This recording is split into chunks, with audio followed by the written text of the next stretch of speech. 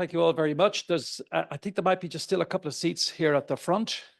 So don't be shy and come forward, and we'll accommodate you here. You're very welcome to the Institute this afternoon. We're really delighted to be joined today by Gabriel Makhlouf, who's the Governor of the Central Bank. Really pleased that he's taken the time to come into the Institute this afternoon, deliver some remarks, and then have a Q&A with our audience, both those of you who are here in the room and those of you who are watching us online. I know, have a good number of people doing that, so you're welcome as well. When we get to the Q&A, if you'd like to ask the Governor a question, just simply put up your hand. I know it's a simple thing, but sometimes people forget. Put up your hand and just tell us your name and your designate. If you have an organization that you represent or are part of, tell us that as well, if you don't mind.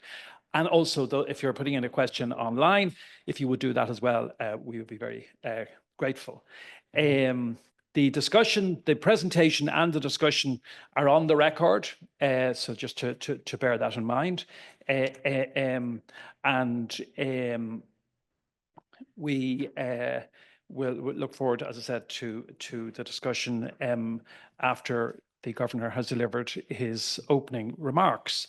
Gabriel Makhlouf took up his position as Governor of the Central Bank of Ireland in September 2019. He chairs the Central Bank Commission, is a member of the Governing Council of the European Central Bank, is a member of the European Systemic Risk Board, and is Ireland's alternate governor at the International Monetary Fund, the IMF. Prior to joining the Central Bank, Governor Makhlouf was Secretary to the New Zealand Treasury and the government's Chief Economic and Financial Advisor. That was between 2011 and 2019. During his time as Secretary, he led reviews of New Zealand's three macroeconomic pillars, that's monetary, financial stability, and fiscal policy, and the development of a new framework for the development of economic and public policy in New Zealand focused on intergenerational well-being.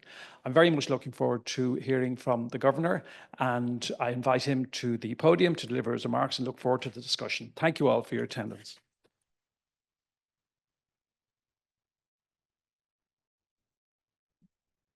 Thank you very much, Alex. Good afternoon, everybody. It's nice to be back at the Institute.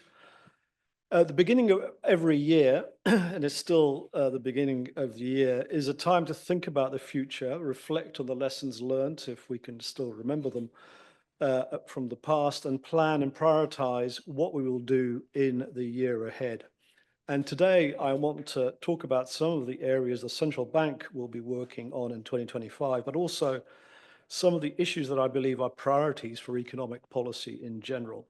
And the theme of my remarks will be the importance of building economic resilience in the face of the economic transitions that we are living through and that are ahead of us.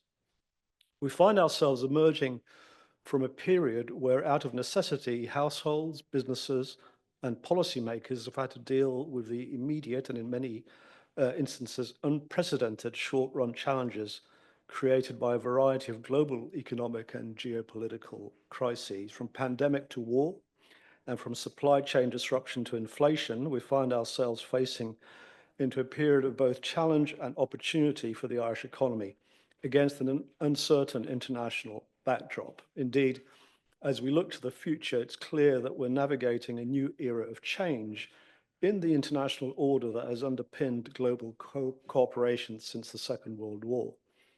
The global geopolitical landscape faces significant strain and complexity driven by competing interests, shifting alliances with different values, and increasingly independent economic blocs. Policy-induced geoeconomic fragmentation has moved from being a risk to becoming a reality, affecting trade and foreign direct investment flows. As a small, open economy, Ireland finds itself at the crossroads of these geopolitical headwinds, deeply exposed to the challenges and complexities, and at risk, to paraphrase Václav Havel, of being thrown repeatedly into the tumult of the world. The financial system is changing too, driven by economic trends and in particular advances in technology. Being part of the broader economy, it has also been buffeted by the same shocks and, with some notable exceptions, has demonstrated its resilience. We want that resilience to be maintained and strengthened where necessary. And with this in mind, I want to offer my perspectives on the outlook and the associated implications for Ireland's economic policy and what it means for the central bank. And throughout my remarks today, I'll underline the ongoing need to build economic resilience through the transitions that Ireland is undergoing.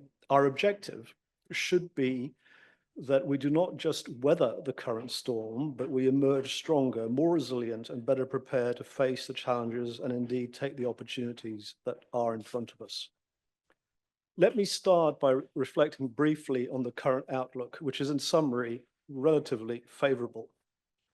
Based on our most recent published forecasts from mid-December, we expect the domestic economy to grow in line with its medium-term potential out to 2027, having been operating above that level in 2023 and 24. One notable indication of the recent relative health of the economy is that the unemployment rate has stayed below 5% for 36 consecutive months since February 2022, which is the longest sustained period of low unemployment in the available monthly data back to 1983. Unemployment is projected to remain low and headline inflation is being contained, while real household disposable incomes continue to rise. However, downside risks to this outlook have increased, and there is a high level of uncertainty, particularly as to how geoeconomic fragmentation will develop and the extent to which it will affect Ireland. In fact, it feels as if we are in a period of fundamental or Knightian uncertainty, a period when some economists might be tempted to change career as they no longer see a future in economic forecasting. It feels a very, very long time since our update in mid-December, even before the concrete effects of more fragmented trade and economic relations materialize. Heightened uncertainty will itself weigh on economic activity.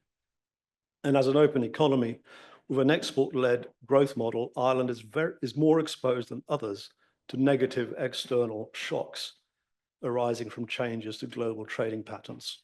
More pronounced fragmentation would undo some of the gains from the greater interconnectedness that has stimulated growth in the economy over the last 50 years. If we consider the important role that international investment and multinational enterprises play in the domestic economic model, we see how they drive a significant share of growth, tax revenue, and employment in the country. It seems obvious that any reversal of this would be reflected in lower foreign direct investment, exports, and productivity, all of which would serve to reduce overall economic growth with negative effects on the labour market and the public finances. Fragmentation could also result in higher and more volatile inflation, particularly for a country like Ireland that is highly dependent on imports. And on inflation, at our last meeting 3 weeks ago, my colleagues and I at the ECB decided to lower our three policy rates by 25 basis points. Last year, we reduced rates by 100 basis points as inflationary pressures continued to ease, and it became clearer that there would be a gradual convergence of inflation to our 2% target during 2025. Needless to say, the disinflation process remains subject to risks, and there is a very high degree of uncertainty surrounding the outlook. We stand ready to react to changes in the outlook for both inflation and growth, which is why my colleagues and I continue to believe that we should not commit to any specific future path for interest rates.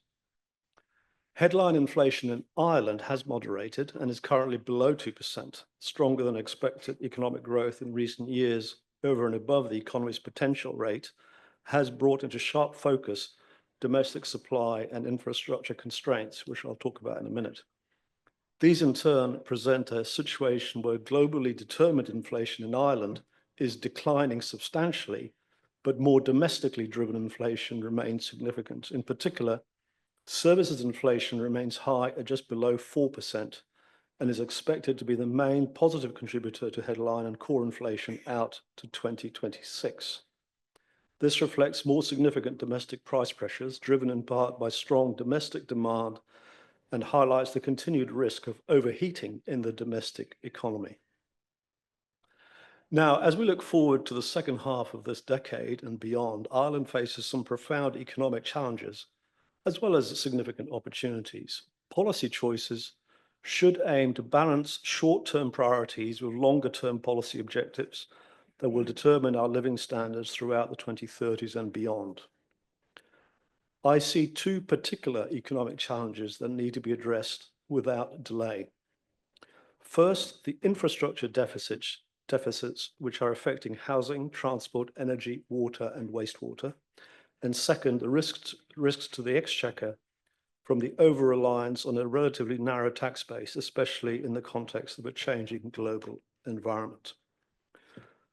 With the economy still operating somewhat above its potential currently, the infrastructure constraints that further limit sustainable growth and living standards have become apparent. The ability to deliver infrastructure is particularly important, not least to maintain incentives for inward investment. It's even more important at a time of geo-economic fragmentation. High costs and delays in the delivery of infrastructure manifest themselves in lower value for money for the initial investment, as well as in asset price and rent inflation. In turn, these price rises can eventually feed through to higher wage demands and a higher cost of living and doing business more generally, thus damaging competitiveness. Persistent infrastructure deficits in key areas can also lead to consumption and investment opportunities being foregone or delayed, as the economy cannot supply the volume of goods and services society demands. Now, as for the risks to the exchequer, corporation tax now accounts for 25% of tax revenue. Over 90% of it is paid by foreign-owned firms, with only a third, around €5 billion, of the proportion deemed excess from domestic economic activity being put aside for the future. Corporation tax is particularly vulnerable to geo-economic fragmentation, whether as a result of trade tensions or changes in third country policies. A substantial loss of the tax would push the budget into a deficit position, something that would have negative consequences for all of the required infrastructure development currently in the pipeline. The challenges of both infrastructure delivery and exchequer receipts coincide with those that arise from a more structural and long-term perspective. First, and as outlined by the central bank research, the potential growth rate of the Irish economy is set to halve to around 1.4% by the middle of the century, as our working age population declines. However, this analysis shows that an enhanced level of investment in physical and human capital to support productivity growth and enabling people to stay longer in the workforce can in part offset this decline. This points to the opportunities available for economic policy to take action now, supporting continued sustainable growth in Irish living standards over the longer run. Ireland's ageing demographics pose significant challenges to our future labour supply and productivity, and to the sustainability of our long-term growth. As the conventional working age segments of our population shrink, the resulting pressure on government finances will intensify. The number of people of working age for each retiree in Ireland is set to halve from around 4 currently to 2 by 2050. This will create new demands for additional public expenditure relative to where we are today. Now, this trend is not, of course, unique to Ireland. Across the EU, populations are nearing their peak and are projected to decline, with implications for the Union's economic growth. The IMF predicts that total hours worked in Europe will decline over the next 5 years. These shifts carry far-reaching policy implications impacting working age and pension sustainability, healthcare, resourcing, infrastructure, and fiscal resilience in general. And addressing these challenges requires forward-thinking strategies. Now, a positive development in Ireland in recent years has been the increase in labour force participation rates for older workers, enabled in part by improvements in life expectancy. I expect to see such participation increase over time as we reassess how we think about retirement and human capital appreciation over the life cycle. One of the more significant areas where concerted investment efforts are needed is the decarbonisation of the economy. If Ireland is to meet the target of a 51% reduction in greenhouse gas emissions relative to 2018 by 2030. We still have an opportunity to make a considerable impact on reaching our targets, and the next 5 years will be critical for the transition towards climate neutrality. But there is considerable work to do. You should not need pointing out, but 2030 is not far away. In fact, it's as far away as the start of a pandemic is behind us. With current projections signaling a significant undershoot in meeting the target, estimates point to an additional annual investment need of around 1.7% of GNI star to 2030, or 54.5 billion euro in total, over and above what is currently envisaged in budget 2025. And of course, the costs of inaction are even bigger in the long term. Having said all that, our economy is in a good position to address these challenges. The near-term outlook speaks for itself, and I welcome the government's commitment to the 2 long-term funds which have been established. They will help to allay the emerging costs of the ageing and climate transitions, as will the auto-enrollment retirement savings scheme, which starts this September. The Commission on Tax and Welfare's 2022 report provides a menu of options for broadening the tax base and so future-proof the public finances. In the short run, this could help ease inflationary pressures while public capital spending is being increased, while at the same time helping to create a more sustainable tax revenue base and a more resilient public finances. Now, given the domestic and international backdrop, Irish economic policy has the opportunity over the next 5 years to make a substantial contribution to maintaining sustainable growth and living standards. Policy choices should strive to reconcile short-term priorities with long-term objectives. And although short-term problems have a tendency to dominate policy debate, in devising solutions to these, it is important to maintain a focus on long-term priorities. And in order to do so, I believe the following 4 areas of policy focus should be considered. First, prioritizing capital expenditure and tax base broadening to create economic and fiscal space for the necessary increase in investment. Second, enhancing and introducing structural reforms to reduce the costs of infrastructure delivery and boost productivity in the construction sector. Third, further enabling increased labour force participation and productivity by supporting lifelong learning and adaptation to technological change. And fourth and finally, continuing to support efforts to mitigate geo-economic fragmentation while protecting supply chain security. And this should include supporting actions to remove frictions in product and labour markets and improving the functioning of the EU's single market, particularly for intra-EU trade and services. It's also important to ensure that competition policy frameworks are equipped to deal with the fast-changing environment in which we live in order to maintain the balance between innovation, incentives, and competition. Achieving decisive progress across these policy priorities would boost productivity, which is at the heart of building resilience. All aspects of policy, fiscal, structural, industrial, financial sector, and monetary have a role to play. With euro area monetary policy becoming less restrictive and the Irish economy expected to grow in line with its medium-term potential, the role of domestic policy in maintaining macroeconomic stability comes to the fore.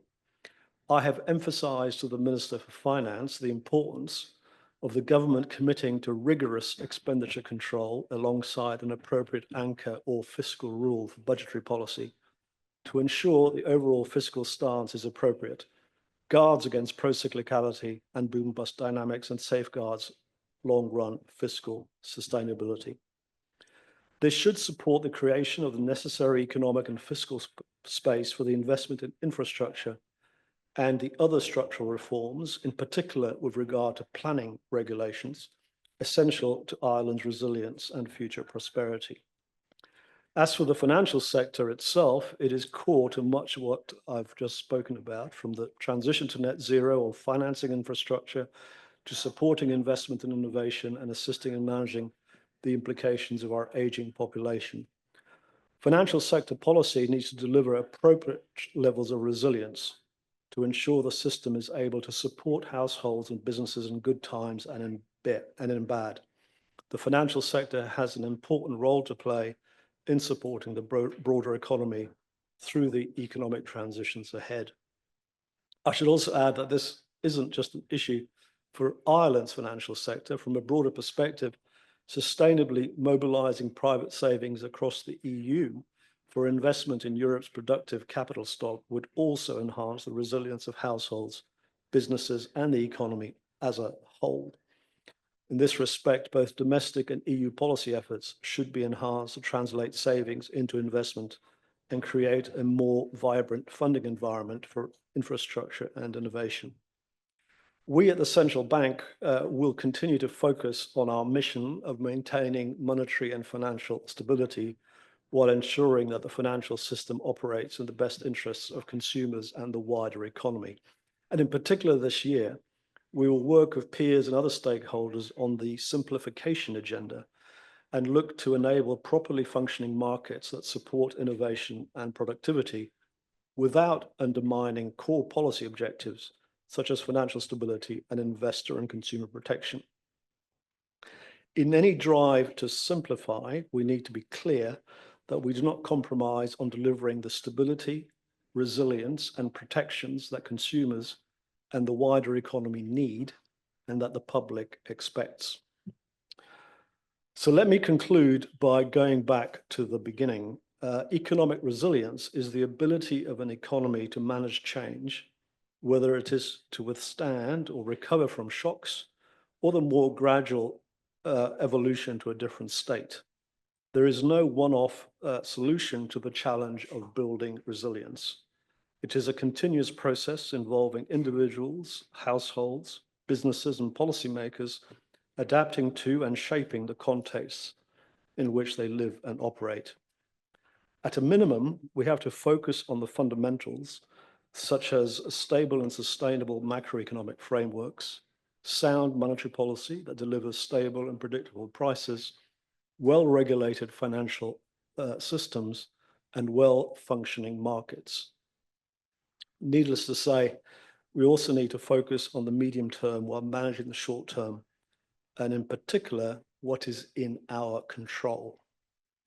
We can do that best by having a clear understanding of our starting point, learning from the past to help plan the future, extracting signal from noise, distinguishing action from assertion, avoiding disinformation bubbles, and, as Keynes might have put it, not losing ourselves in mere hypothesis, but returning in some degree to first principles, and whenever we can, to such facts as there are.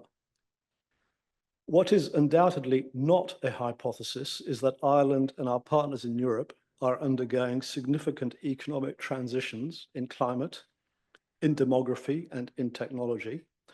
On the face of it, we're also undergoing a significant economic transition in how international trading relationships are made and nurtured.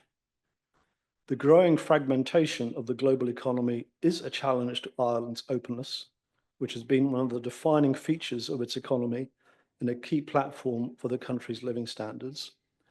Building economic resilience through investment in physical and human capital in particular is the most effective way of helping to manage these transitions. Thank you very much.